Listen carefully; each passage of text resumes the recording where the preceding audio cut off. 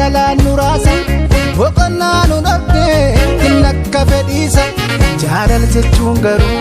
dhibee haala hin qabne waraana nageenyaati kan sagalee hin qabne ofiin wal dhiphisuu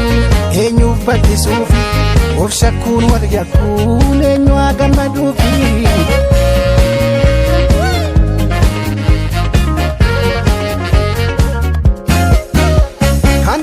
Shakkisuun marmaartu hanga soosa narratti jaalatte moo maal barbaacha waansa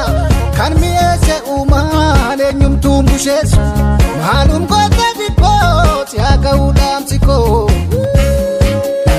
warqiinis bunnis anaaf si malee maaliif kaa qabaa lakkii jaalallee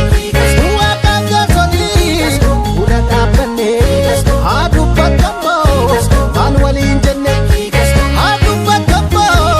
kamirraan banne nuti akka damboo maaliif daganne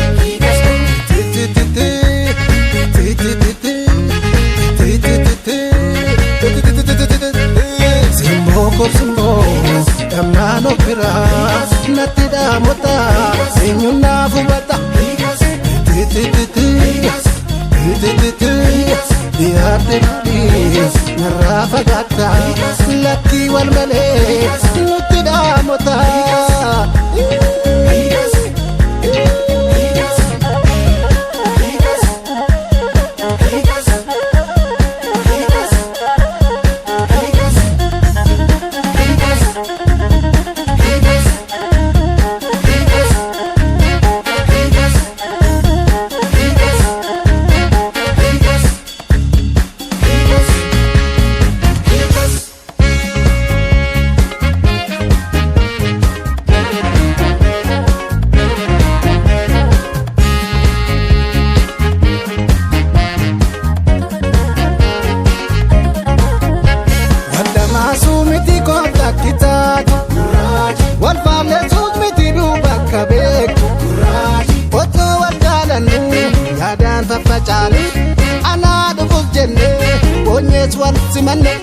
Gammachuu himimmaaniin ibsanne haamichu sanda maalumaaf dadhabne yaadachu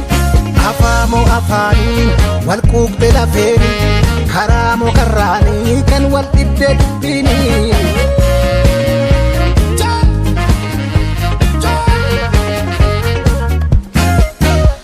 Afaanii fuudhee afaan wal keenyee mijuu egeree keenyaatu namne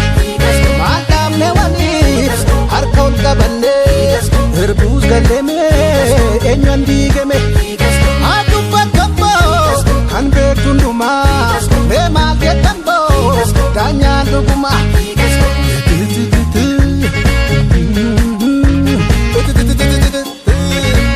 Chakasi hundaas fudhachuun hundaas gatuun as koota lolaa manni noo'itu eessaan wal dhaquu walteessi namaaf wantaanu jaalloo maatiiwwan keenyaaf hayaannu isaaniif walii keenyaafis asiin jennachiin achiis jennasiin akkam goonume dursaa fudheellaa gidduutta malee ijoon taphichaa eenyuun komachuuf nutu wal gaarreeffachaa hagam jiraachuuf wal nyaaran gochaa.